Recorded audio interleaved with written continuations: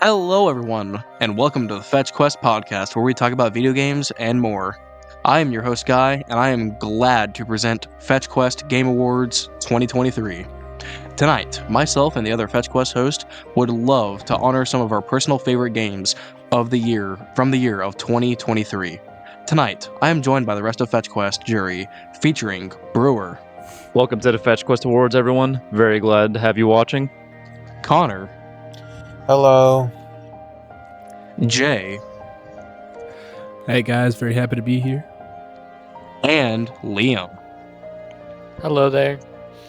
So for this award ceremony, each of us will be giving a Fetch Quest Award to a game that we feel earns a spot in Game of the Year. And when we give out our award, we will also explain the game in depth and why we personally believe it deserves this title of Game of the Year. We'll be trying to convince the rest of the jury and you, the audience, why you should play this game, this fantastic title. And just to be clear, these are our own personal opinions, and we do not expect you to agree with us, though we would like you to. I at least have not played every game this year, so these are only based on the games that we have played. With that being said, I will start with my first game. So for 2023, my personal game of the year from what I've played from so far is Capcom's Street Fighter 6. Woo! So, in my opinion, this is Capcom's return to form with their modern fighting game series. Not to say that Street Fighter V or Street Fighter IV were bad per se, but frankly, Street Fighter 6 just has more polish, and it's a much better game on release compared to those other games. Not only that, but this game incorporates so many ways for people to get into the series that are new, that it's creating this new community for fighting game veterans and new people of Street Fighter. So, Street Fighter 6. What is it? What is it about? Let's get into it.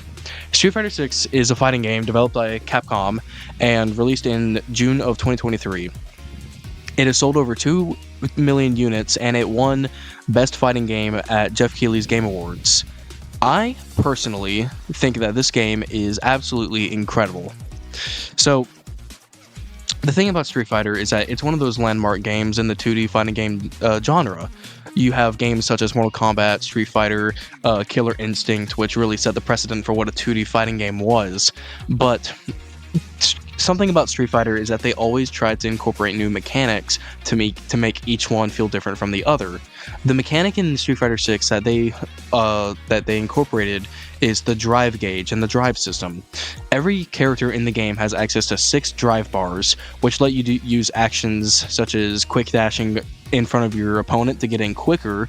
You can use them to power up your special moves to give them more flair and more power at the cost of drive. You can use a move called Drive Impact, which is an armored move that can cause stun, or you can use it to give yourself Drive Parry, which is a state where you're immune to all damage except for grabs, and you refill drive gauge when you're hit. You as the player have to manage your drive gauge effectively to win the games that you play, because when you go out of drive state, you enter something called burnout. Burnout is a state where when you block, you take chip damage from your opponent. Not only that, but it's much harder to react out of your block because there's more lag put onto your block. So a lot of stuff from your opponents becomes a lot safer, meaning that they can mash better. Not only this, but you cannot use any drive moves for a state of time until you're out of burnout. This can be very, very bad, considering that a lot of the game is played around this drive system. So when you're given a mechanic and that's essential to the gameplay and taken away instantly because you're overuse of it, it creates a high tense situation where you have to create a situation for yourself to get it back in time, while also making sure that your opponent doesn't get on you enough that they can just chip out damage from you. And it's this back and forth between managing the drive system and the unique cast of characters in Street Fighter 6 catalog that personally creates one of my favorite fighting games ever. And I feel like that goes a lot for some of the other people in this recording right now. I know Liam, he is a big reason why I got into Street Fighter 6, so he probably has a few words on that. Yes, I do have a few words on why I think Street Fighter is probably the best fighting game in the past. I want to say 10 years. 5 years. 5 years. Yep. Let's say 5 years. Because Smash at launch was pretty goated, but I mean, the game just has so much nuance to it that a lot of fighting games lack. Like, for example, Mortal Kombat. It's really just like, okay, you have your target combo moves, you have your special moves, and you have your fatal blow, and like cameo. That is about it. In this one, every move's property can be changed by using Drive Rush. So a move that's might be bad normally will be good with Drive Rush, or a move that would usually be really bad can be drive canceled, and then boom, you get a full combo, and now you're doing 4,000 damage. The combos are cool, the neutral is cool, disadvantage is fair, advantage is fair, everything is super balanced. I like to think of Street Fighter 6 as a very fast-paced game of chess, because it's so balanced with its mechanics and what you can do with it that it's more so a prediction of what your opponent will do and accounting for that. And I feel like Street Fighter 6 is perfect in making characters really good and balancing them around the drive system. Like, let's say, here's a really good example. Ken, he is a character, if you want to do really high damage with, you have to use drive meter a lot of the time. But to counteract this, he has a move called Quick Dash, which can let him do powered up versions of his special moves that don't do as much damage as his overdrive special moves, but they still do more than normal moves. This creates a situation where Ken players have to manage Quick Dash special moves and overdrive special moves, because the overdrive moves are the ones that continue the combos, but they sacrifice your drive gauge, which I think is a really cool trade-off for that character. Though he is like a top 3 character in the game currently, I do think that that gameplay system of, like, you know, knowing when to use drive gauge and whatnot is pretty fun. And that goes for other characters as well. Take, for instance, what's a cool character with different drive mechanics? Kimberly? Chun-Li, yeah. Chun-Li. Chun-Li's a really cool character in the fact that her overdrive mechanics, or at least her overdrive special moves, they allow for combo extensions, just like Ken as well. But the reason why you want to use overdrive specials a lot with Chun-Li is because she can easily get you into corner pressure. So, like, let's say her spinning kick. Normally, if you do the normal version of that, that is something that you cannot combo out of. But if you use the overdrive system onto that special move, then you can combo afterwards and do more damage. Another cool character I want to bring up is Jamie. He's a character who lives by the drive meter system. He has a level 3 super that can be comboed out of if you have enough drive meter. He drinks drinks, which is his entire gimmick. He's supposed to represent, like, drunken boxing, if you know, like, it's like a sloppy style of movement and fighting. But you're supposed to drink out of gourds to power yourself up as Jamie. And what's cool about these gourds is that if you're able to get a gourd off in neutral while you're in burnout, you will actually reduce the amount of time you're in burnout. This is, like, it's one of the few characters in the game that actually has this system in play. Stance change. Not just that, but he also is a stance change character because of that. So when you get a maximum amount of gourds that you need to fully power him up, he unlocks different moves and different combo routes from that. He is considered one of the worst characters in the game, but I think he's a perfect example of a character that uses the drive meter in a way that is... It gives an overview of, like, how the game could and should be played, because he's a character that can use overdrive a lot to extend combos or for just better damage, or he can use overdrive a lot and still find ways to recover it quickly. And other characters have tools like this to counteract the overdrive, counteract or how do I say, have a symbiosis with the overdrive meter. But enough with the drive meter, because to be honest, if we would have a drinking game every time I've said the word drive, we would all have a liver failure. I'm a die. I'm a dead. But getting back into like some of like the main reasons to why I love this game, I think as a game it's very balanced. It's very hard, I will say that. It has a very high skill floor, but the idea is that the more you play, the better you get. And I find this to be one of the most rewarding fighting games I've ever played in my life.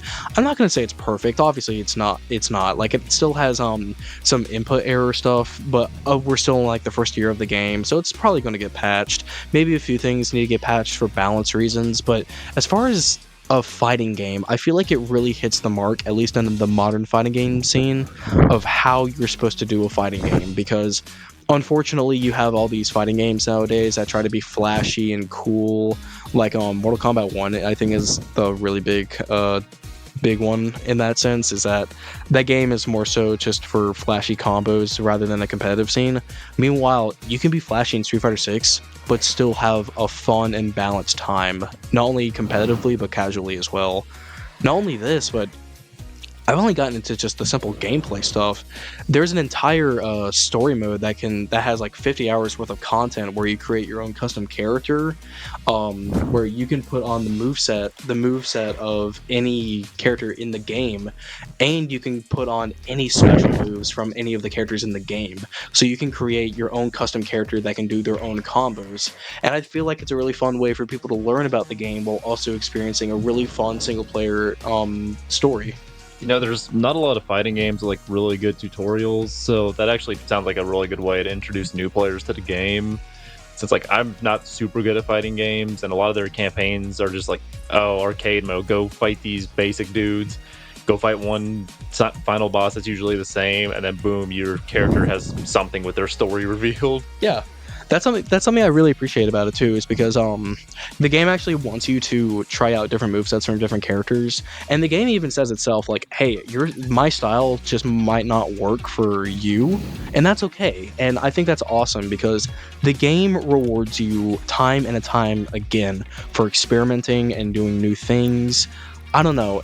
Every time I boot up the game, I feel like I'm always getting rewarded with something, even if it's the same gameplay of, oh, I'm gonna play Ken and do his combos and keep winning games and getting my rank up.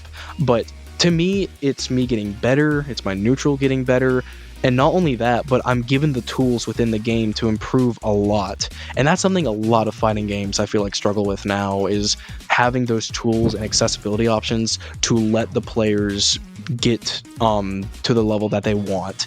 And I feel like Street Fighter 6 provides that for people. Yes, it's hard, and no, it's not going to be easy, but if you keep at it and if you're passionate enough, you will get there. I thought I would never really get into Street Fighter because of its weird systems with, oh, there's a light, medium, and heavy punch and light, medium, and heavy kick, but I looked at Street Fighter and how unique it was with its mechanics, and I fell in love. It's one of my favorite games now, and I feel like it's a game that everyone should at least try once. And that is why I believe Street Fighter 6 to be Game of the Year for 2023. On to Liam. Yes, and although Street Fighter 3 is also one of my favorite games, and the game I probably put the most time into this year, my Game of the Year was not as... it is a story game, not a multiplayer game. It is, you play it by yourself, and you are the best made character of all time. I'm talking about Leon goddamn S. Kennedy from Resident Evil 4. I'm wet already. The hottest man alive. Like, that man is just beautiful. And this is a remake of the 2005 game Resident Evil 4. And you're like, man, it's a remake? How is it even worth being Game of the Year? They have improved on every single aspect of that game. There is not a single part of that game that has worked. The graphics, the characters, they make them better. they have some of the most fun game. That's like the gameplay loop is extremely fun. It's a resource management game, but with ammo. You have a limited amount of ammo, limited amount of healing, limited amount of inventory space, and you are supposed to fight hordes of, you guessed it, evil residents, all while you look at Leon Kennedy. Beautiful I'm going to game, say already one 10 thing. out of 10. This already sounds tempting as hell, but another thing is the original game had tank controls. Now you don't have tank controls. That already makes it like perfect. Yes. So, why is this game deserving of Game of the Year? Because, first off, you have funny clips. You have Leon saying the most dumbass shit and the most inappropriate scenarios, and it works so well. Where's everyone The going, title, Bingo?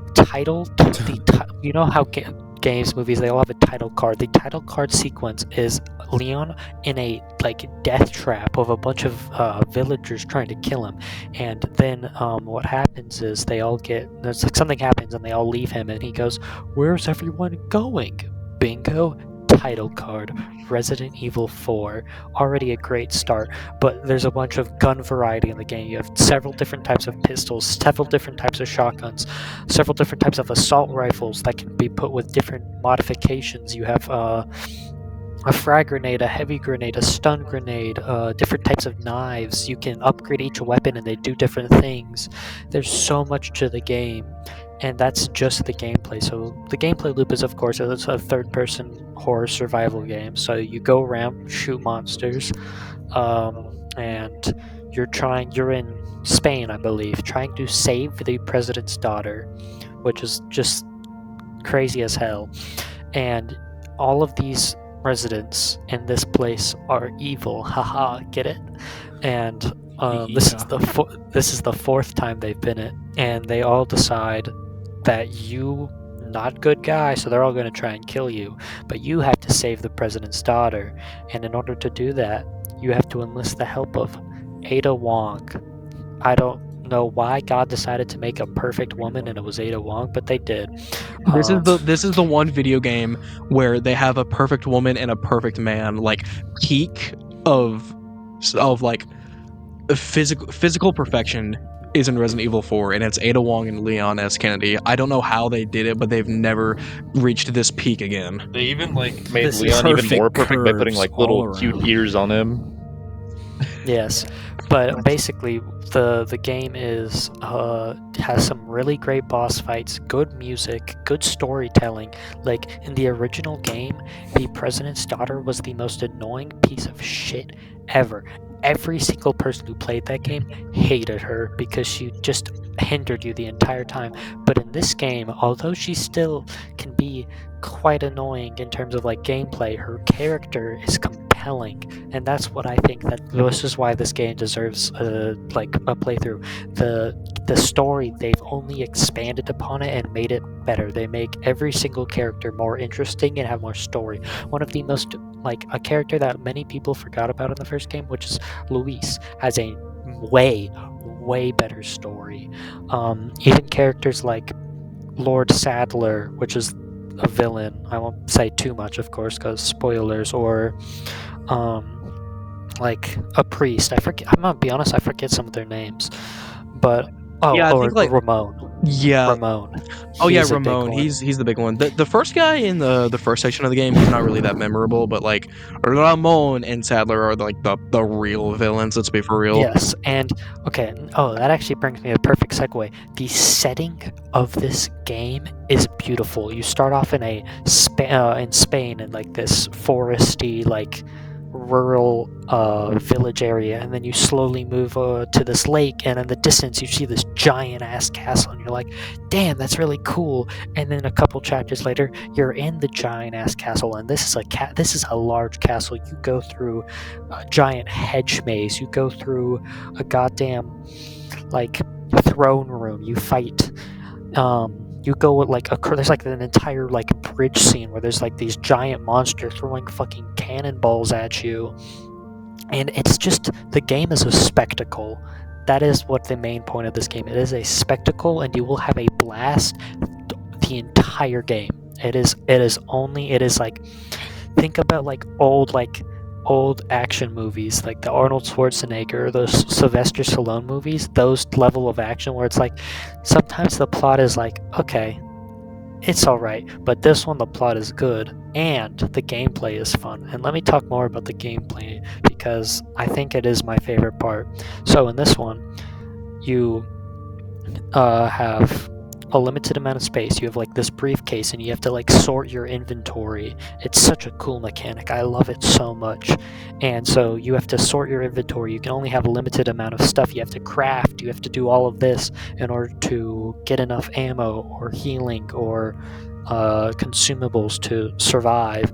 And as you go on, there's only a limited amount of resources. So depending on how you play the game, you could use this like really ultra powerful shotgun and kill all of these guys, and then you get to a boss and you're like, shit, I have zero ammo, so you have to spend, and because you spent all your ammo on this one guy, now this other part is harder, or if you save it all for the big like hard part, the other part is harder, but now that the boss is easier because you have this resource management that is so well crafted in that game with like all the placement. And if all else fails, just fucking kick him in the face. Leon will just roundhouse kick him in the face. If you shoot them in the head with any gun, you can just walk up to them and roundhouse kick him. What other game can you do that?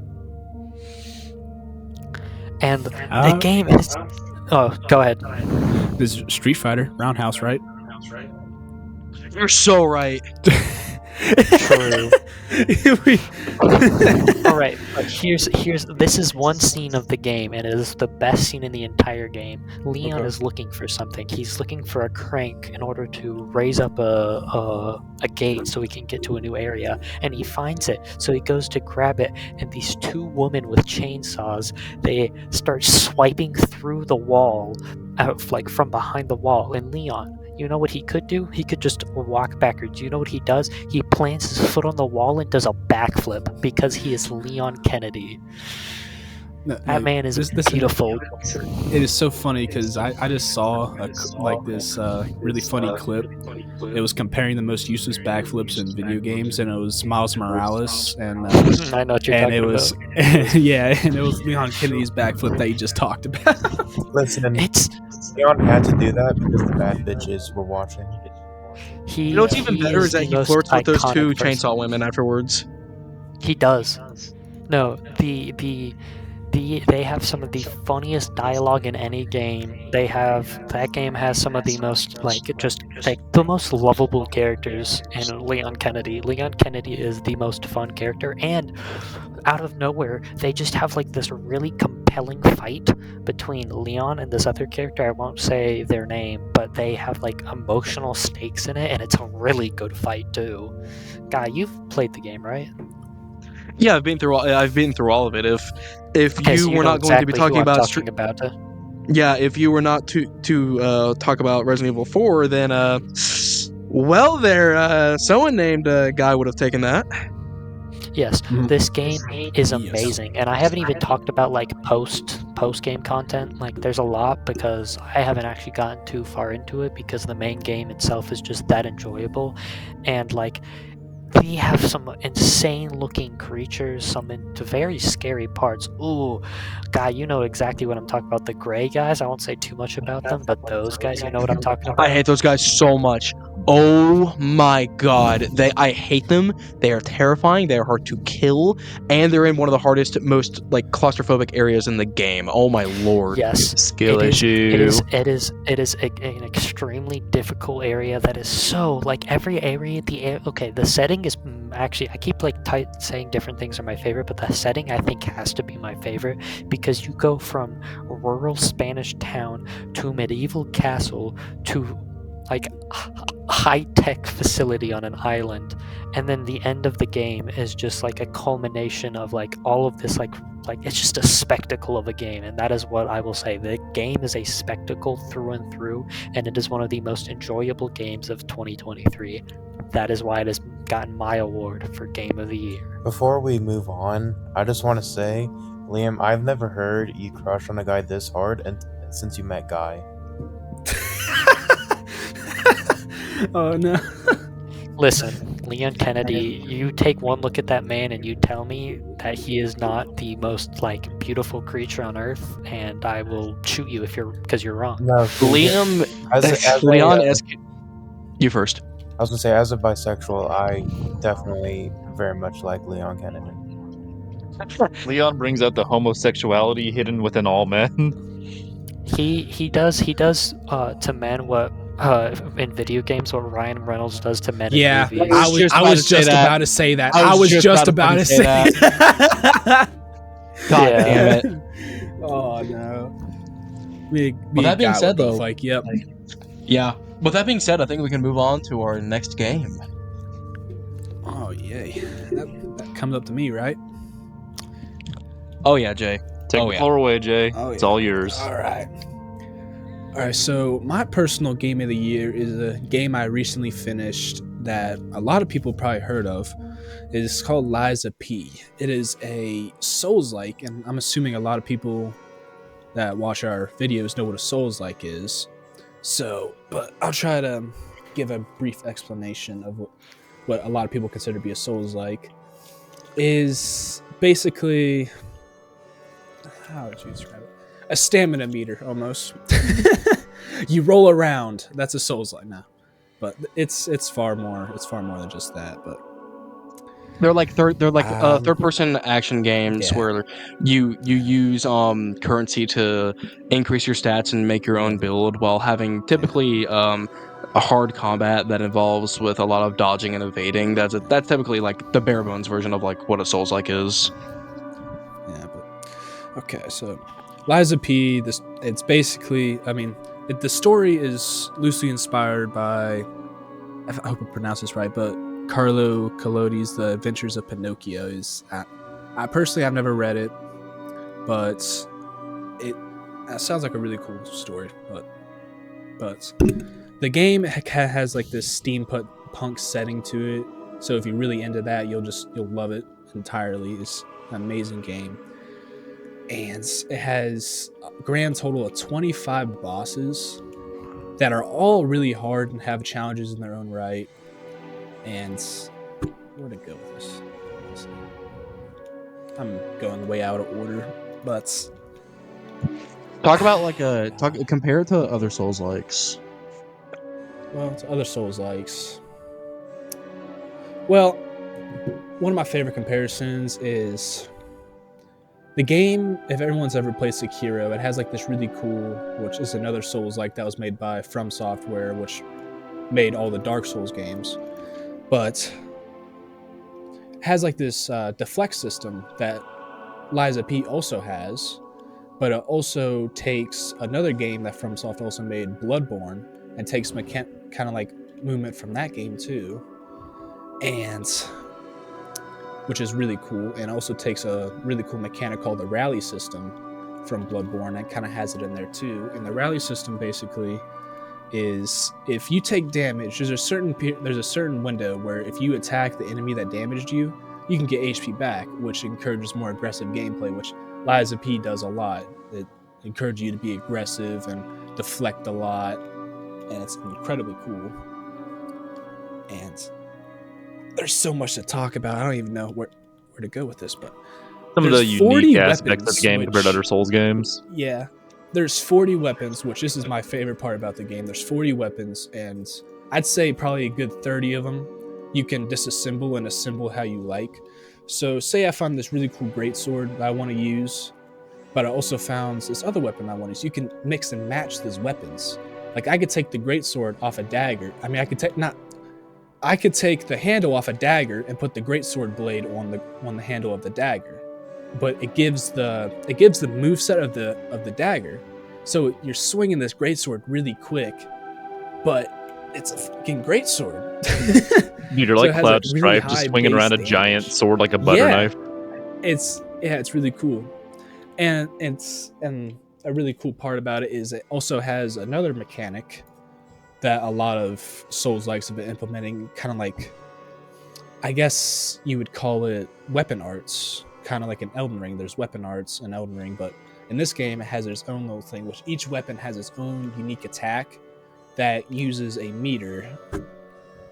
that you build up by just fighting enemies and performing deflects. You build up this meter, and it allows you to do these really strong attacks that allows you to break. Well, this I should also mention this game kind of has like a posture meter, like Sekiro did, which is if you do enough damage to an enemy and it doesn't kill them, but it breaks their posture and allows for a really damaging attack, like a fatal blow from Bloodborne or anything like that, where you just do a big chunk of damage.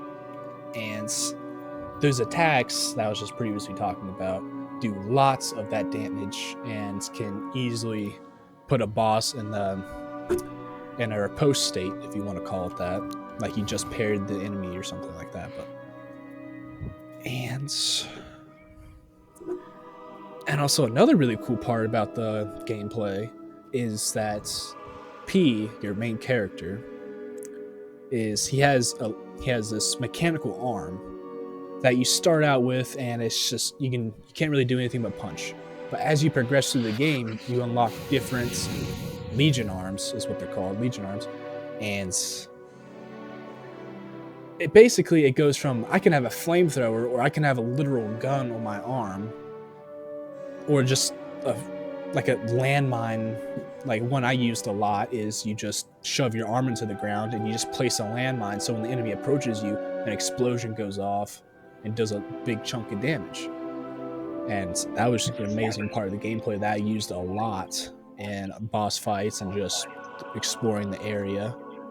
Oh, that's actually really interesting, because I also have played through the game. I'm pretty far along, and I have never once used the mine arm. I've used almost every arm in the game except for that one, and that's just like a cool thing where like we have completely different play styles on the game, and like I think that's a really cool part about the game is every single time you play that game, you can play completely different.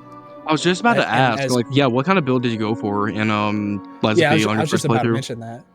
I was just about to mention that, like, as you so kindly mentioned, how you just basically go through and level up your character's attributes.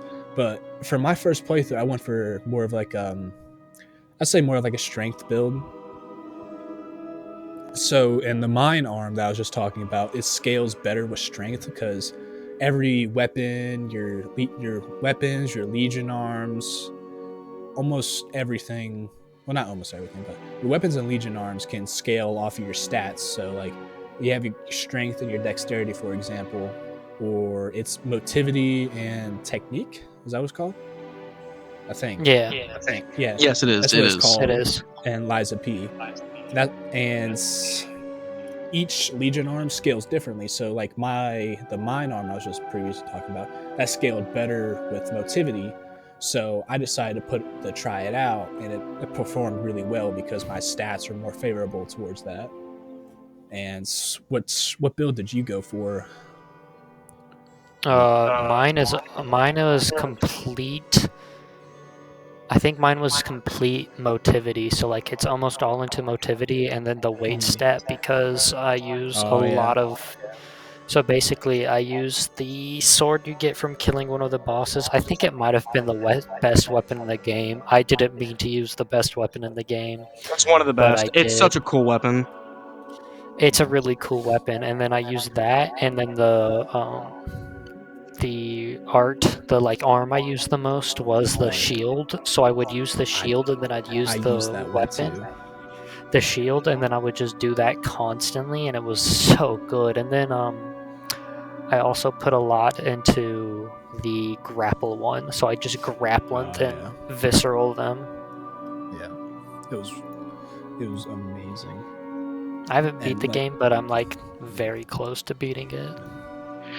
Yeah. I personally went for I personally went for an all motivity build as well. So it's like if you're comparing it to Dark Souls or Elden Ring, it's all strength. And conveniently, I also used the exact same weapon as Liam.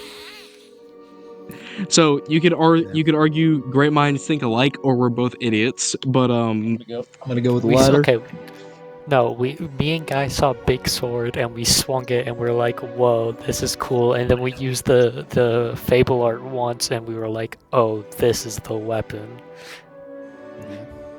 That's what I did, at least. I know the Fable arts are awesome because there's so many different Fable arts.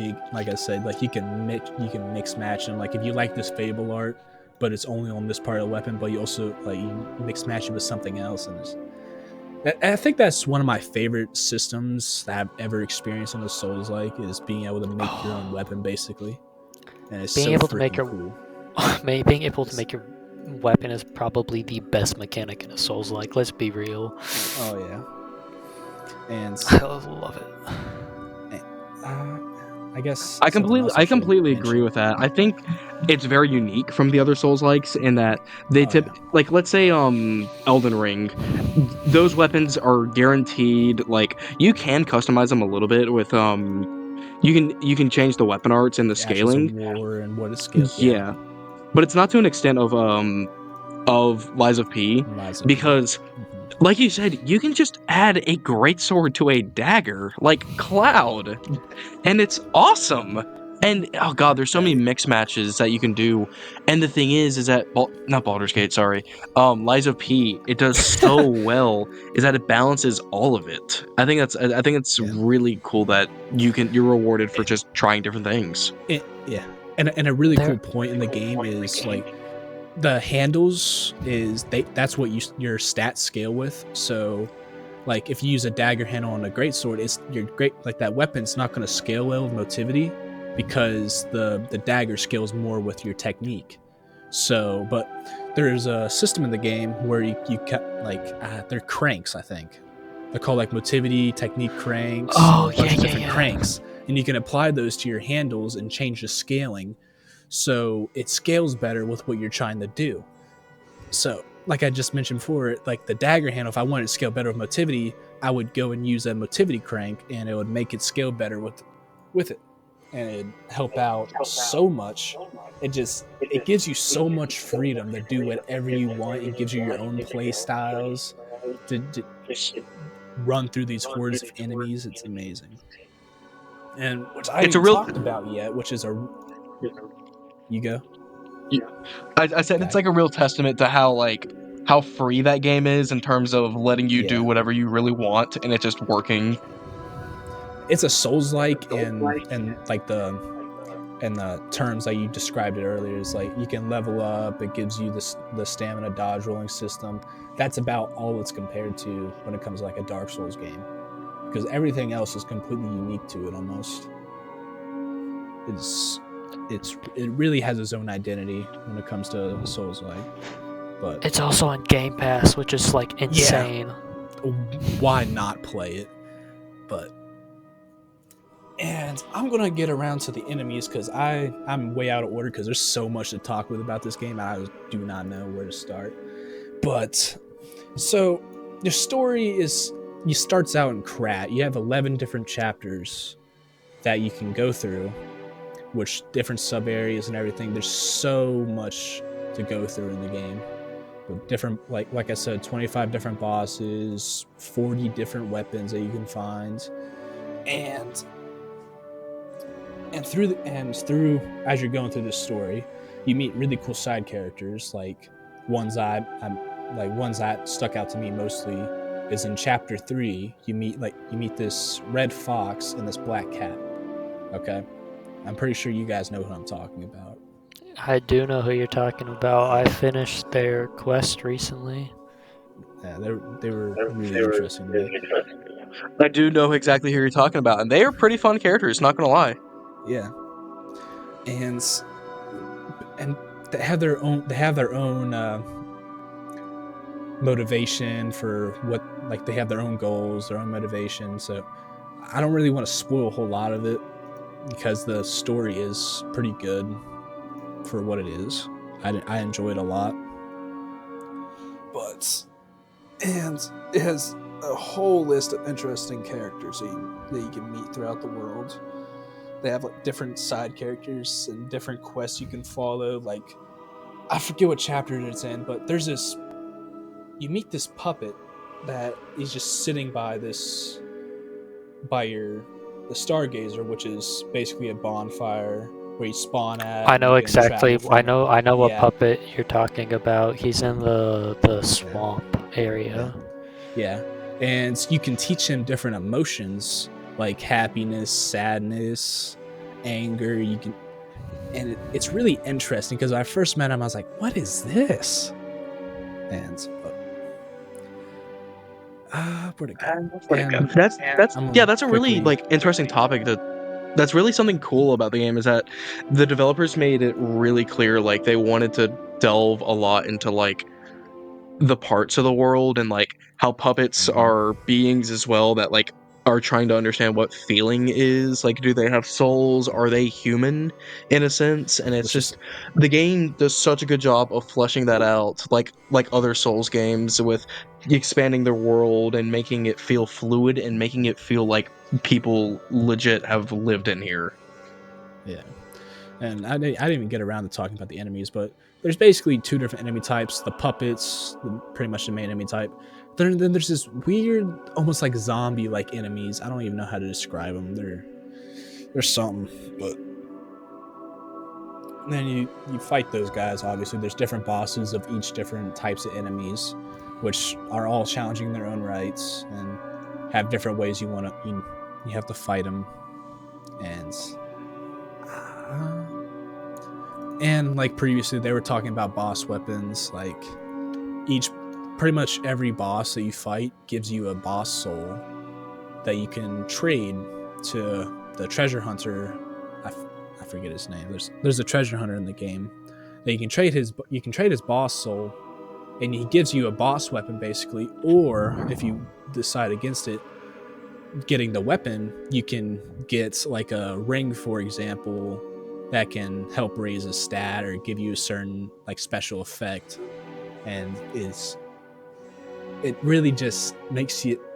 The whole thing is just based around how you want to play the game, like what kind of play style do you want to shoot for, like what works better in some situations, what doesn't. Like it really makes you want to mix and match and try different things. And because I feel like I've tried more things in Lies of P than I did in the other Souls games, because in the other Souls games I would like find something that really works for me and just kind of stick with it. But Lies of P, I just kind of go through and try different things because there's so much to explore and try different weapons, try different mixed matches and all that. But I think I've been rambling on long enough, and honestly, it's on Game Pass.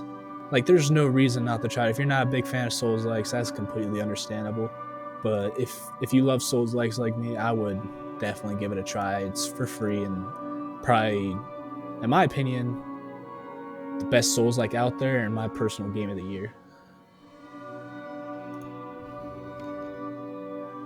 That's awesome, man. That's awesome. That's all. This is also a game I've played recently, Lies of P, because it is on Game Pass, and holy shit, I cannot believe they put a game of this quality on Game Pass. It's crazy. What do you Day mean? one, too. They put Hollow Knight on there. But was it day one Sure. Game Pass? That's Exactly.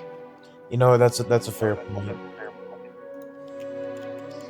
No, but yeah. With that being said, I think it's about time we start transitioning to another game. Oh, Conroy, I think it's your turn. Tell us, what is your game of the year? So my game, the game that I'm giving the Fetch Quest Award for Game of the Year to is Hi-Fi Rush. Now, I feel like a few people probably don't or might not remember this. It came out very early in the year. I remember it. Let's go, baby. Let's go, Brewer. Yeah, this game is incredible. I love it so much, and it just, there's something about it that just captures me, which is very strange to me because Hi-Fi Rush is a hack and slash rhythm game, which it sounds very, it doesn't sound like a good mix on paper, but the way it is executed and done within this game is incredible. It's executed almost perfectly. But before we get to that, I want to first start off with the actual visuals, the art style of the game, and I believe the art style for Hi-Fi is probably one of the best art styles I've seen for a game like this. It's Dude, I love the cell shading like comic book style that it goes for. It it's reminds me of like Jet Set Radio.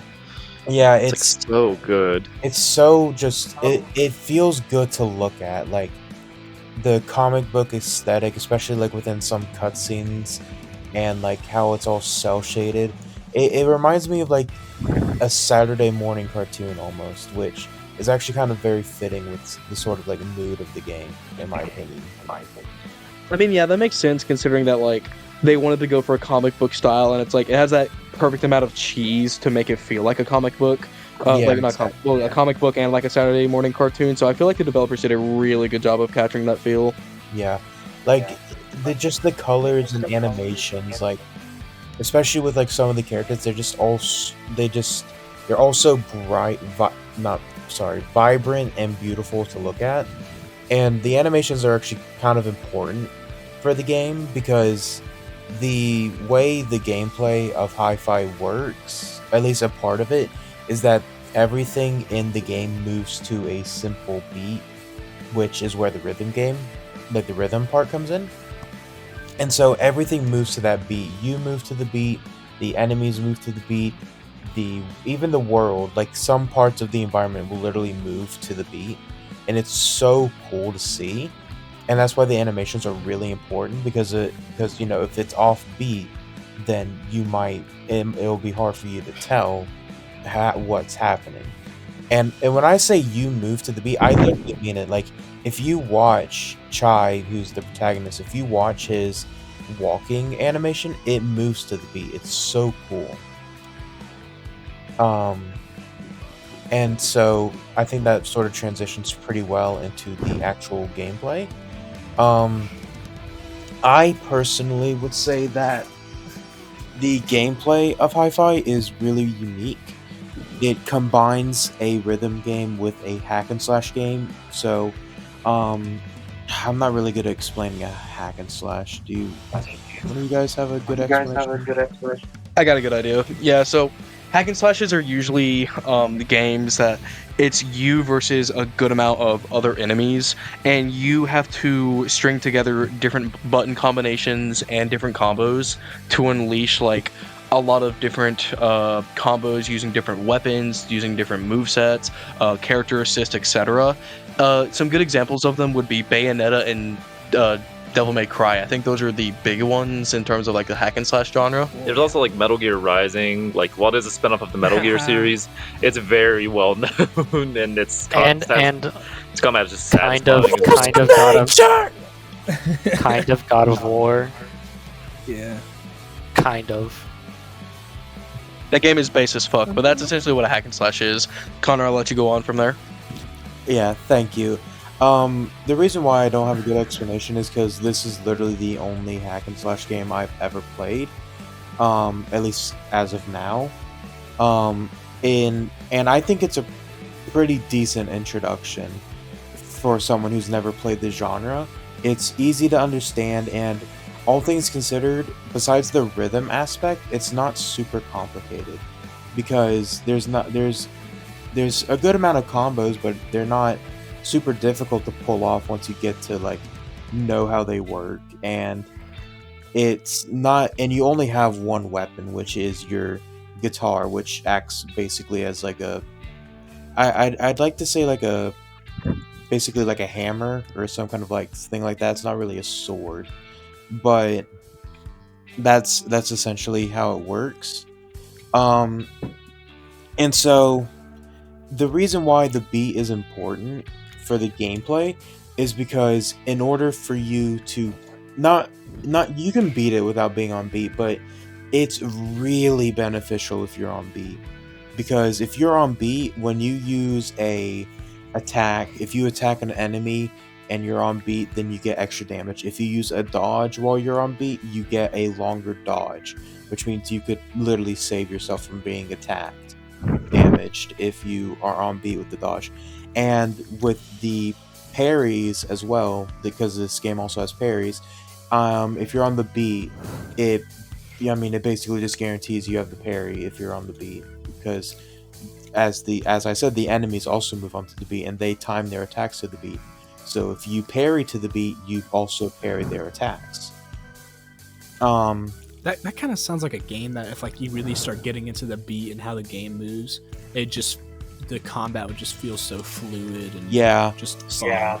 Once you get into like the later stages, like you won't even have to think about it. It'll be second nature because you'll be feeling the rhythm, tapping your feet, and it's like parry, parry, parry, dodge, tack, tack, and then you'll start going to your combo routes. I'll just keep linking up and going on and on. It's just really satisfying. Unlocking the combo routes is one of the most satisfying things in the entire game because each one is a different combo, and each combo has different timing, and each they do different things. Some launch, some like do a lot of damage, some are like rapid hitting so you can build up, I think. Some are like you can use your friends. It's so cool. Like my favorite combo was the one where you did like Y and then just spam the X button and build like a giant hammer out of nails. Oh yeah, I love that one too.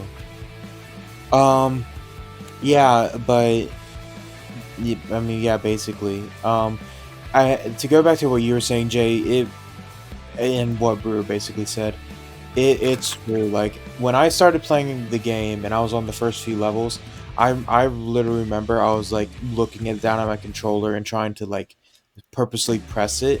But as I kept playing the game and I kept getting used to it, it became like second nature. It was just I was constantly on B. I would barely miss anything unless I got like pushed by a bunch of enemies and just like panicked. And so I think the game does that really well because it's not super difficult. And when you're having to sort of balance all those things in the beginning, it really helps for it to be not like super difficult because it allows you to get used to what you're doing and how the gameplay works. Yeah, the game is like compared to something like well, I mean, I haven't played like the most amount of hack and slashes ever, but like the game does a really good job of introducing you to new combos and making sure that like you get the basics down because it's a very unique system. Like people aren't used to the like delaying of buttons; they're usually button mashing their combos. You know what I mean? Yeah. So so the game does a really good job of making sure it like eases you in perfectly. I mean, it forces you to like actually think about your combos, whereas like other hack and slashes, I could mindlessly use the attack button, maybe switch to a different weapon if I'm feeling spicy. But Hi-Fi Rush, I'd always be on my toes because of the rhythm. To start planning out my next actions, like, okay, maybe I can throw him to the air, juggle this enemy, using my grappling hook to go to the next one, and then call my friend in to tag him in, knock that enemy down, do an AoE to all these other ones. Again, it's just really fluid gameplay. Yeah, That'll always just be super satisfying. And if I wasn't on a time limit, I would 100% just go into everything. Like you have like these like super moves that are really awesome. You've got a grappling hook. You've got air dodges as well. It's super like it is complex, but you unlock each bit slowly. And so by the time you've unlocked something new, you've pretty much already mastered the last thing you obtained, which is it's really good game design. But I want to move on to another bit of the gameplay real quick that's pretty important, which is parrying. Parrying is something that is very important, especially like once you hit the halfway point, because because the first time you basically get it, you have that same level, you have to fight a boss, and the boss's whole entire thing is that there's no actual combat. You are just parrying her attacks the entire time, and it's really well done, and it's a great introduction to the parry system, and it also introduces the idea of like mid-battle cutscenes where you have to parry. And that's a very big thing throughout the rest of the game. So much so that even like certain enemies will trap you in a cutscene and you have to parry their attacks to the beat, of course, in order for them to be able to, in order for you to be able to actually kill them, which is it's a really well done, and it gets more complex as you go on, and it's incredibly well done. And one more thing about the gameplay I just want to touch on is the ally system. I'm not going to go super in depth because, I'm pretty sure I would say one of the allies is definitely a spoiler, but essentially you can choose an ally to bring in by I'm pretty sure it's the trigger button, and they will do an attack, and they'll do a basic attack, or when you can call them in when you do a combo and do a like a ally combo with them, and they always do like a bunch of damage. And how they work is that there are certain enemies that, like, there's a blue type of enemy that has a shield, and so if you call in the ally that's associated with blue, they will break that shield. There's a green type that has armor that you can't break, so you have to call in the ally that's associated with green and break it in and break that armor. And the color coding is really well done. I think that's a really cool detail because, like, I'm not going to be sitting there thinking, oh, this ally breaks this. I'm going to think blue means blue. So that's another little detail I really like. And so now I'm just going to quickly go over the bosses, which I'm not going to go into a bunch of detail. Spoilers, obviously. But the bosses in this game are amazing. I'm just going to say that.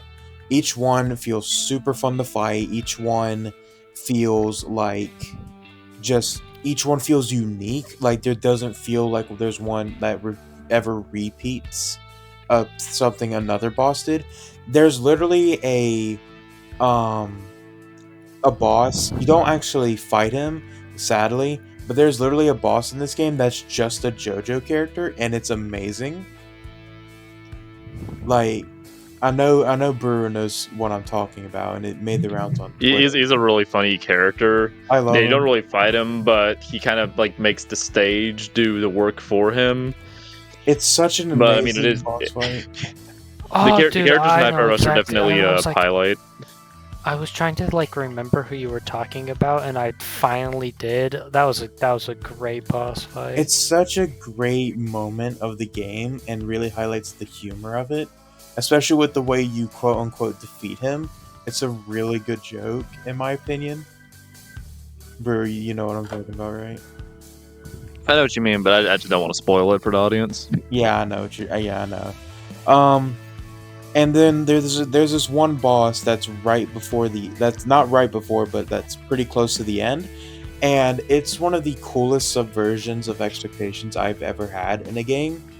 I'm not going to spoil, obviously, because the moment is so cool if you play it for yourself. Which, by the way, you should play this game. It's really good. And it's on Game Pass. Yes, it is on Game Pass, and just like Lies of P, so you could play 2 incredible games with Game Pass. It's crazy. And I'm just going to quickly touch on the writing, which, once again, not going to go into super big detail over because spoilers, but it's the game knows exactly what it is. It knows it's goofy. It knows it's not taking itself seriously. It's not like, it's not like Xenoblade or something where Xenoblade's trying to tell a serious story with really big themes and stuff like that. You're a 26-year-old idiot who's basically just trying to get revenge on Elon Musk. Like, that's about that's about as simple of a synopsis I could give you for the story. And the story's lighthearted. You'll take it seriously at times, but it's just like an enjoyable, like, Saturday comic thriller where it's like, that small ragtag team fighting like a series of like really interesting characters. Yeah, and like none of the very few characters will take this situation seriously, and if they do, then the game makes fun of them for taking the situation seriously. And it's great because, like, while you're playing it, you are nothing but, at least this was my experience when I was playing the game, I was nothing but giddy like the entire time, because each interaction, each character was just so full of energy and funny. Unless, of course, that wasn't their personality, but then the game would, you know, like use their lack of energy as part of the joke, and it's so good. Wait, did you say you were full of gritty? I said giddy. Gritty? Right foot creep. Ooh, walking with that here. Look around, say hello, Hey, make sure that Brewer, hits. do me a favor and kill Guy for me, please. I'll do that after saying this one thing.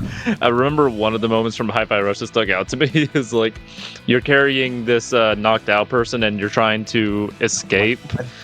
And one of the running things is like while you're carrying them around, you keep accidentally smacking their head on stuff around. It's like there's a table nearby, you smack it on it, you smack it on the door, and it gets to the point where the main character Chai is like trying to be really careful. So he's going through this like wide open door, like comically large. He's like, okay. He walks through it, he's like, phew. And then the door immediately slams down and smacks the person in the face. It's really good with just like its comedic writing too for its light tone. Yeah, it's I love that fight because there is a part right before that cutscene where you can like try to catch them, and if you fail the timing, they just freaking slam onto the ground, and it's so funny that like I can't remember. I'm pretty sure I failed it on my first time, and I remember that happening, and I bust out laughing. It was so You either get an S or an F on whether you catch the person or not. exactly. Which is pretty funny considering in an any percent speedrun in the game, I think you have to like fail it if you don't want to lose time. It's like 2 frames faster, right, or something. I don't know. I could be wrong on that, so don't quote me on it. Talking about that kind of reminds me of like funny. this really old Spider-Man game where there's like this quick time event where Spider-Man's going to save this lady who's tied up, and if you miss the quick time event, he fucking face plants the ground, and the lady goes, "I'm going to die," and the building fucking explodes. Dude, I love that. That's such a legendary fucking video, man. I love that. I'm going to die.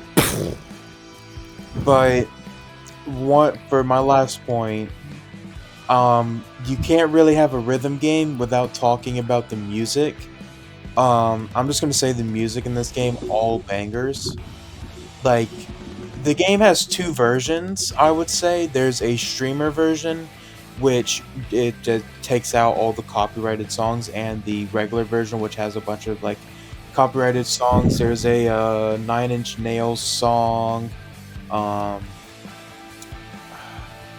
There's a that's really all I can remember is that there's a 9 Inch Nails song. It's a nice mix between like pop and rock that like really keeps you revved up throughout the game. Like main character Chai uses a guitar, so you're gonna hear a lot of guitar riffs throughout the game. A lot of heavy drum beats as well. Yeah. I personally prefer the non-copyrighted version because I just feel like the songs, like when they use copyrighted songs, they feel when they like I feel like the non-copyright songs fit the situation more, because when you have a song and you take it out of its context, it can sort of muddy it. I feel like that would like take jukebox musicals. I'm pretty sure in our Hi-Fi Rush episode I brought this up too, but that's why I don't really. That's why I don't really like, like jukebox musicals that much, because it's just removing context from. I mean, I think they actually did a pretty good job working with the copyright songs they have in there, but obviously the songs that were original were like the highlights of it. And like we've actually used a decent amount of the music from the series in our videos. I mean, you're hearing one of the songs right now because on Steam they offer the B-sides of the songs for free. It's just a really good soundtrack in general. So please take a listen to it if you're not going to play the game. Yeah, and don't get me wrong, it's probably one of the best uses of those songs. I'm just saying I prefer that more. But I think that's about it. I am gonna pass it now on over to Mr. Brewer. All right, so the game I'm going to talk about is one that wasn't nominated at Jeff Keighley's Dumb Game of the Year Awards because he's garbage. Because Baldur's Gate. Because Baldur's Gate and Alan Wake 2 stole the spotlight. Because no one has played or even heard of this game. I very much doubt it, unless they heard it from me. But my personal Game of the Year nomination is a little hidden gem called Master Detective Archives Raincode. AKA Danganronpa 4.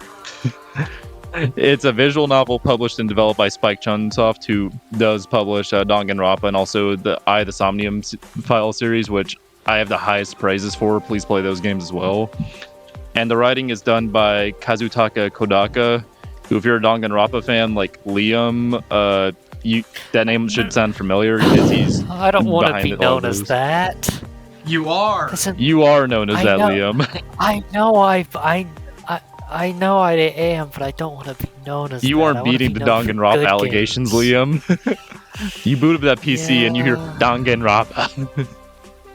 Nah. See, I've never played the game. I only watched someone else play it.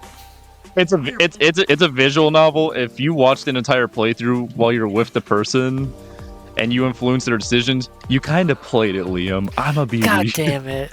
God damn. Okay, let's stop talking. Let's stop talking about Danganronpa. All right, We need, so- to have, we need to give Liam like a pat of shame for being a Danganronpa fan. Shut up, Deltarune. I mean, they could have some I wear decent that hat games, of shame and the with writer's honor. mysteries are great, which is a highlight of this game, because I'm just going to be referring to the game as Raincode, because Master Detective Archives Raincode is a mouthful. But Raincode is a fantastic visual novel that's mysteries. It kept me engaged throughout the entire game. So you follow the protagonist Yuma Cocohead, who's an apprentice detective who's trying to remember who he is. So amnesia, it's a common trope, but it's a fun one. So he's investigating the city of Never-Ending Rain, Kanai Ward, and the game does a really good job at getting you hooked with its setting as you ask yourself why the city is the way it is, why it never stops raining. And along with the constant rain, the city is ruled by a tyrannical police force named Peacekeepers who will cover up the truth, forge evidence, and pin the blame on innocents to further their mysterious objectives. But luckily, as an apprentice detective, you have the friends, the master detectives, to help you solve the mysteries, and it's a very deep and colorful cast with a lot of different personalities. So the first one I'd say is your death god partner Shinigami, who, compared to Yuma, who's a little quiet and meek and not confident. Wait, Shinigami like Death Note? I knew it. I'm gonna put your name in the Death Note. Oh, I called it in my own head. That guy who heard Shinigami and immediately was like, Yeah, I'm gonna write his name into Death Note. Guy Thomas dies from Dragon Slayer impalement. Dude, you're pleasuring me on that one. I don't know about you. Bootleg Dragon Slayer. Dies from piss overload. Yeah, I'm not giving him a good death. But either way, you have your partner Shinigami, who's a wild and energetic character in comparison to the main character Yuma. And you have the other master detectives who, there's some really fucking weird people. I ain't gonna lie. One of them lies in the chimney all the time because he's like, it's comfy. But a lot of the detectives have special abilities called fortes that help in the investigation and really spice them up. Because these fortes can offer powers that can be anything from super hearing, so you can even hear a cricket moving around, perfect disguise to the point where you can even match the person's voice, and then even time travel for one of the later abilities. And these powers can just make the investigations a lot of fun for each case, because you're going to the crime scene and usually trying to figure out what happened. And then the other master detective will be like, hey, my ability can show what happened in the past, or I can get information out of people because I can disguise myself as this other person. So it can just make it really interesting for each different case on how did it and trying to collect information, which is usually one of the more boring parts, just collecting information. and like Ace Attorney. Well, not Ace Attorney games, but just in general, it's just not as exciting as like the court cases as in Ace Attorney games for a comparison. Objection! And murders, they have a lot of winding twists and turns. Like you'll always be wondering how the mystery is going to play out since the methods are really varied. Like the first one is like simple Sherlock Holmes like locker room mysteries. Like there's no one else in the room. The person died, but the room is locked and there's nope, and the key is in the inside. How did they get away with it? You have ones where it's impossible because the murderer didn't show up on camera through when they would have had to pass through a hallway to get through. And then you have like some really complex multi-stage plans that just have so many moving pieces in the puzzle. It makes you wonder how Kodaka even came up with the mysteries, which if you play the Danganronpa games, which while some of their writing ain't the best, they do offer some really good mysteries and trying to just figure out the murders. So seeing that in the game mixed with what I'd say is some good writing makes for just a really satisfying visual novel to play. Right, Liam? Yeah, well, I will say that some of the writing is some dog shit, but the cases are really cool, and I do like Spike Chunsoft. Yeah, I really love them as publishers. Even if they did make Danganronpa, and that game is just like that's a double-edged sword. I'm sorry, dude. It's entirely your fault that you're a fan. I'm just saying. I tried to save you. I did everything in my power. Like, I feel like I failed you. Listen, You're like his father. Listen, I shouldn't have gone there that night. I shouldn't have gone up and stayed there till 5 a.m. Well, That was too far beyond gone. that, I guess I'll move on. Another part that helps with these mysteries is something called the Mystery Labyrinth, which these are like special dungeons that form from the heart of like an unsolved mystery. So a mystery is going to go unsolved, and then a cognition world kind of, sort of like Persona. Persona. Yes, guy, Persona, is going to like pop up and kind of represent that case and how it's unsolved. So you can use your Death God's power Shinigami. Shit in Death Note. Shut up, guy. I'm going to kill you. But yeah, you can use the powers to further investigate the case beyond what you would realistically be able to find. Because like I mentioned before, there's peacekeepers that are trying to always obscure the truth. So you can only get so far in the real world. But in these labyrinths, they're really engaging because they can go out of the bounds of the real world, just real wacky stuff in there. So like you can re-explore the crime scene a lot further than you would be able to do in real life. You would recreate the murder to try to figure out how it's done. So like those locker room mysteries, trying to figure out how exactly they got out of the room while the key was still inside. And you fight against these mystery phantoms as well that are representations of the people trying to hide the truth, like the peacekeepers. So you'll be fighting them, which the fights in it are pretty easy, but they're very satisfying. Like if you ever played an Ace Attorney game, you see a like wide open contradiction in the opponent's case. You yell out objection and then present the evidence. That's like some of the same satisfying feeling you can get from that, because they'll throw out a lot of bullshit at you. You'll yell out objection, and then you'll damage them and progress further through the labyrinth to solve the mystery eventually. Objection! And- Nuh-uh. No. Objection, dog! You weren't even there. The fuck Objection, you mean, nuh-uh? Objection, Your Honor. My client was a little tired, so he couldn't have done it. He must take his nap times at 12.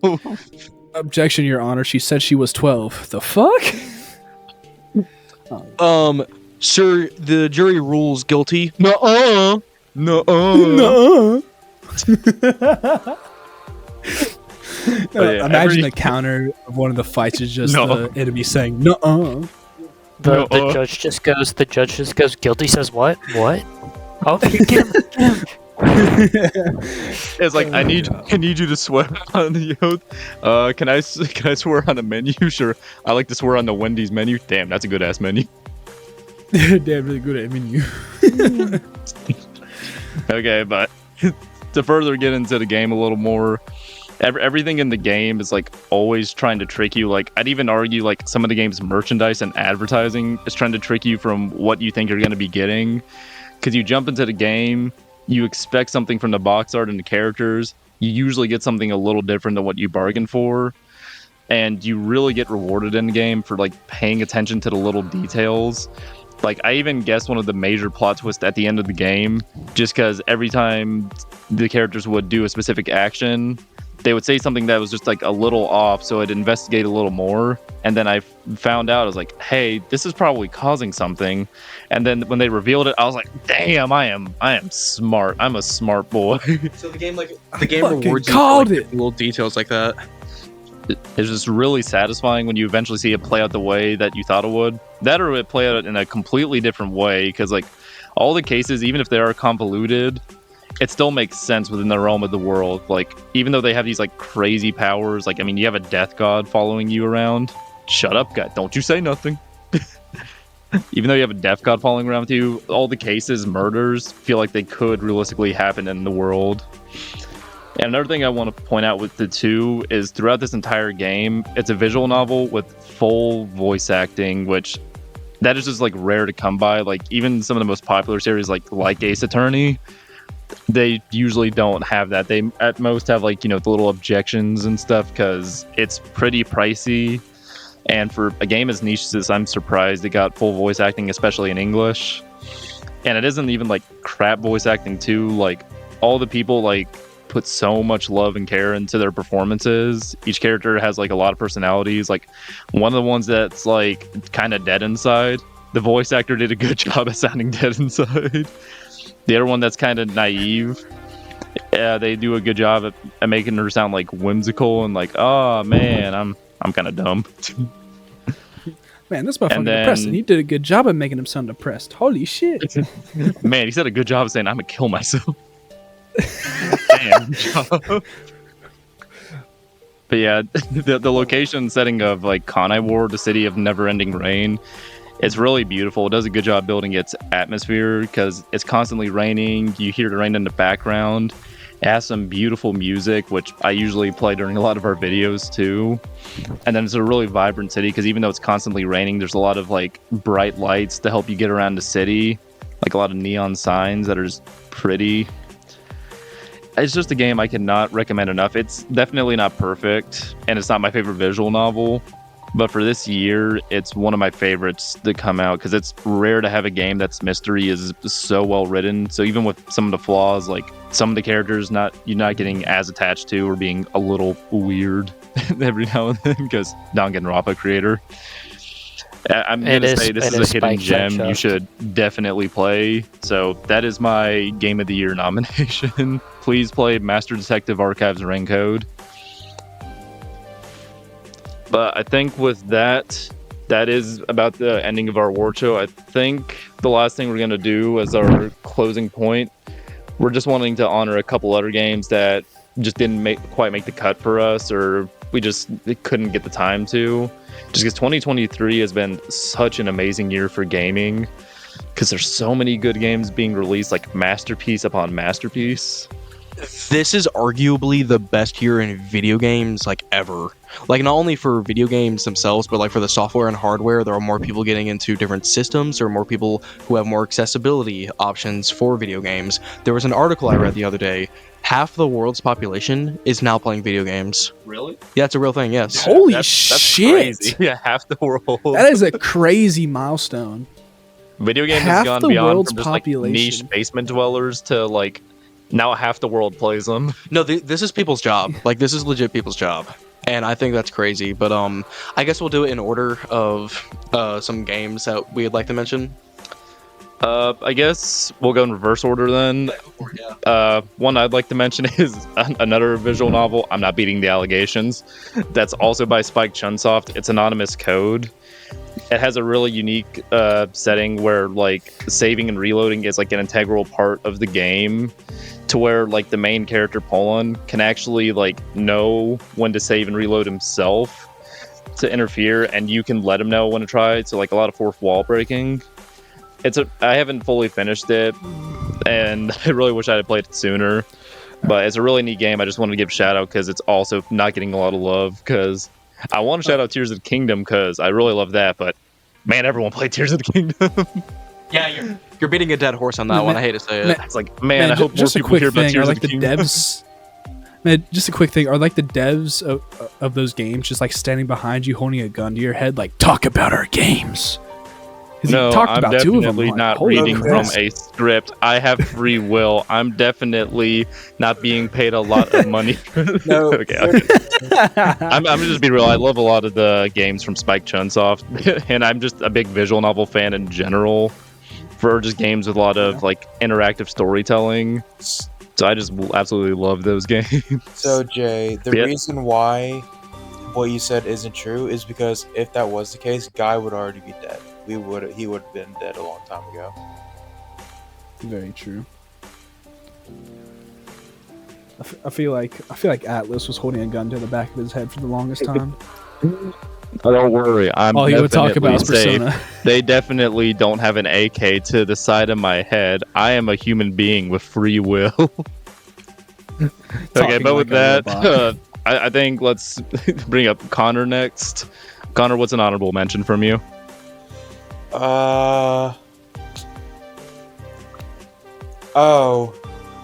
Wait, no, I can't say that one because technically it didn't release this year.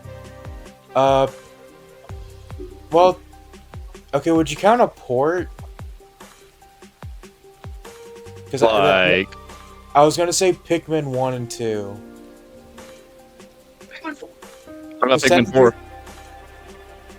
I haven't I played mean, yeah, but I mean, it's still good to shout that one out because, like, it's a pretty underrated series, but now, like, it has games that have actually sold over 1 million copies now. So, really big milestone for the series, which has always been pretty niche. So, and Okay, Pikmin 4 is like a beautiful looking game. The demo is a lot of fun. So, if I was to say this year, I'd say Pikmin 4, but for it, just to entertain this, if it was a game I played this year but didn't release this year, I'd say One Shot. That game, I've beaten the main thing. It's incredible. I love that game so much. Two But people know about One Shot, so I'll give you that one. Jay, what about you, man? If I didn't just get a PlayStation 5 and I had more time to talk about it, I would probably have talked about Amazing Spider-Man 2. But I just got a PlayStation 5 and I'm just now playing that game. So, but It's so a good far one. of what I've played of it has been absolutely amazing. Just fully immersed the entire way. I just can't really put it any other way. It's just I mean, I've heard a lot of amazing good game. things about the game, and also I'm kind of glad it's also a PS5 exclusive because, like, you see some of the cutscenes in in-game gameplay, and it's something that like a PS4 definitely couldn't handle. I'm glad we're starting to actually like move up with the generation because the past couple years it's definitely felt like just PS 4.5 to me at least. And I'm saying that as a PS5 owner. Played and completed Spider-Man 2. Good game. Good game. I All mean, right, I'm Liam? also going through a playthrough of Bloodborne right now, but that didn't come out in 2023 where I'd talk about that all fucking day. So. What do you mean? It definitely came out then. All right, but Liam, what about you? Do you have an honorable mention? This game also didn't technically come out in 2023, but the game was revamped in 2023. I'm talking about Cyberpunk 2077. Oh, yeah. If you say that game is shit, you're living in the past. That game is so fucking good. They have completely revamped the game, basically from the ground up. It is not the same game that was released to like the poorest reception. It is a genuine blast through and through, and one of the most immersive games you will play of this year.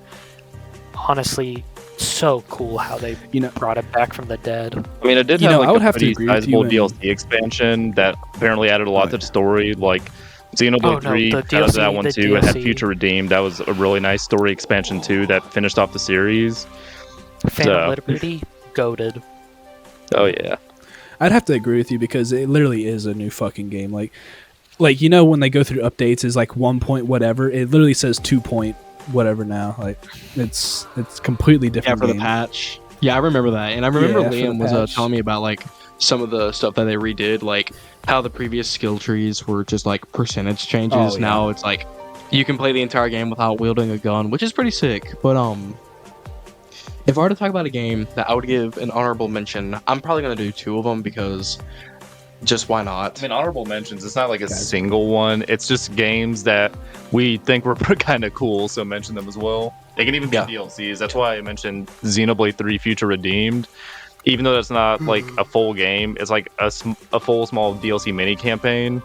And as a huge Xenoblade fan, I think it was like a great way to end off the like main trilogy of the Claw Saga.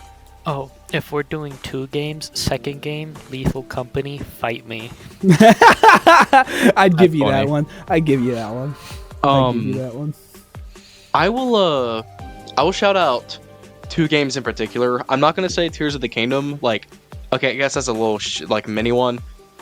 That game is one of the best games I've ever played. It's perfect. Go play it. But the 2 games that I want to shout out, mostly because I haven't finished them yet, is Armored Core 6, the most recent From Software game.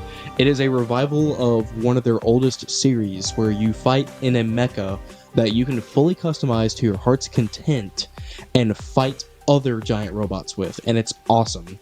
It's very different from Dark Souls. It's not a Souls-like, but I do think it is one of FromSoft's like great games, which is kind of redundant because they make pretty much a great game every time they release a game nowadays. I don't think they haven't missed in I don't know how long. They have let out banger after banger for as long as I can remember.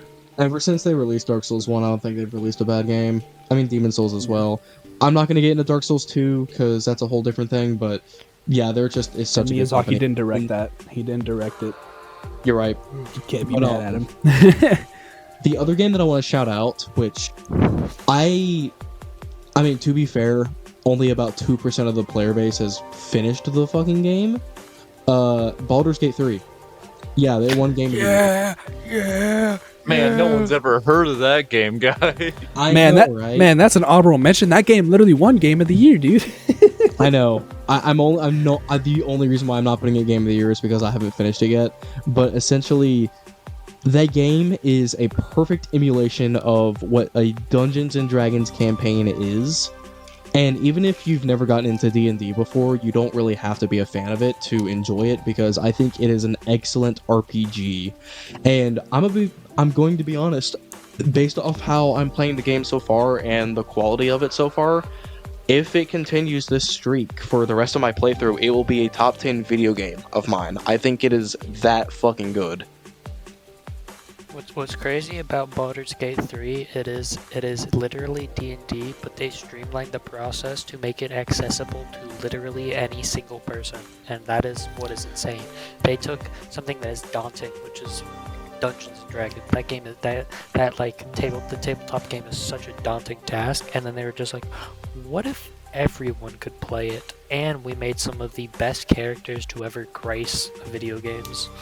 Shadowheart. I am Shadowheart Simp 69. Yeah. I am Shadowheart Simp 69.1. Holy shit. Yeah, but that's just one honorable mention I want to get out of the way. I do think that game deserves a Game of the Year because for Larian Studios to, which is a relatively small company, go from like, you know, pretty successful company with like games like Divinity and Divinity 2 to an overnight juggernaut in the gaming scene from Baldur's Gate 3 because of how much passion and polish they put into that video game. I think it's a great story, not only like as a game but also as like a development process, because that is Baldur's Gate 3. Baldur's Gate 3 I think is the perfect encapsulation of a passion project done very, very well. It literally raised the standard for gaming, and there were other game developers going, don't expect us to do this, this is too good. That's how you know it's a good game. And dude, Larian Studios is not even a AAA company, which is crazy. But okay, you said small team, they have 450 employees. Wait, what? They have 450 employees, and this was before Baldur's Gate 3. Okay, I thought they were a small team. I don't know why I got the impression that they were like AAA teams can have like They're still not AAA, thousands though. of developers. That's because they don't make games every single year. They spend all their time on making one good quality game, and then continue to they don't make games every year like Ubisoft or Activision, like all those types of games. Like okay, that EA, makes more sense. That makes more sense. They put all their cards on. They put all their chips on one thing and just go with it, and it's insanely. I wouldn't say they're completely indie, but they're not also like fully AAA. They're more like just double A. I put them in my Wiimote.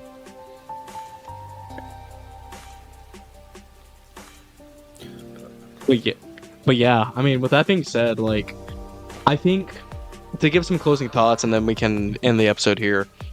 I loved this year. I think it was an excellent year in video games. I was so excited for so many video games, and all of us got to experience so much this year in terms of adventures and dopamine rushes with these video games. And I really feel like it was such a great year for this art form and for this medium. And I just want to say, this has been a great year. It really has. Not only have we made this podcast and enjoyed great games, but I got to spend more time with some of my best friends, and I just want to say I really appreciate that, guys. It's been a great time. It really has. Oh, that's so I sweet, think we should guy. make up right I'm still now. putting your name in Death Note, by the way.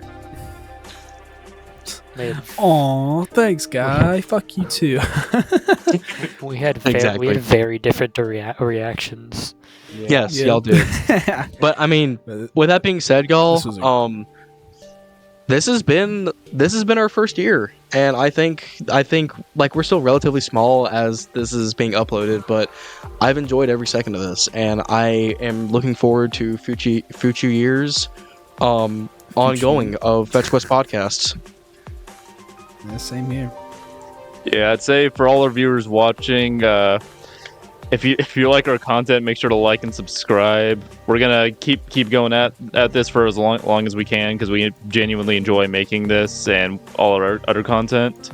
Thank you so much for watching this year, to another year. Comment down below what your favorite game of the year, what your personal game of the year is, and comment below what your favorite Fetch Quest episode was of this year, or Fetch Quest short. Please tell us down below. But with that being said, guys, this has been our episode on the Game Awards for 2023, our personal Game Awards. And with that being said, we've been Fetch Quest. See you later. Bye, everybody. Bye. Happy New Year.